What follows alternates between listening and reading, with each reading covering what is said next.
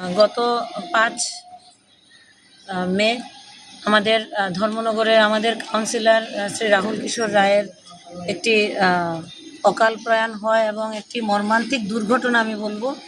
এই দুর্ঘটনার পর কিছু দুর্বৃত্তকারীরা এখানে ধর্মনগর শহরের ল অ্যান্ড অর্ডার ব্রেক করেছে এবং শহরকে স্তব্ধ করে রেখে দেওয়ার চেষ্টা করেছে, যেটা কিন্তু আমরা কোনোভাবেই মেনে নিতে পারি না। কারণ এরকম একটি ছেলের আমাদের ঘরের ছেলে বলবো রাহুল, তার এরকম একটি দুর্ঘটনা, এটা সত্যি শোকের খবর।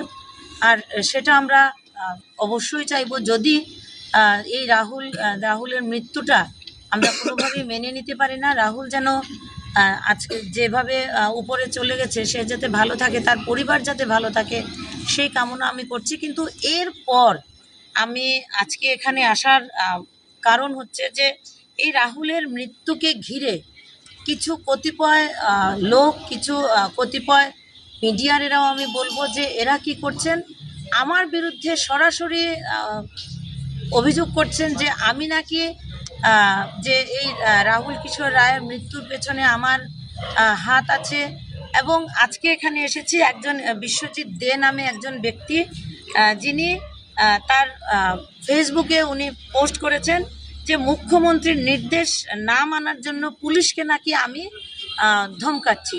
তো এই ধরনের অপপ্রচার কিন্তু আমি কোনোভাবেই মেনে নিতে পারি না, এবং এটা শুধু আমি ব্যক্তিগতভাবে নয়, এটা সমাজের উপর একটা আঘাত আনবে।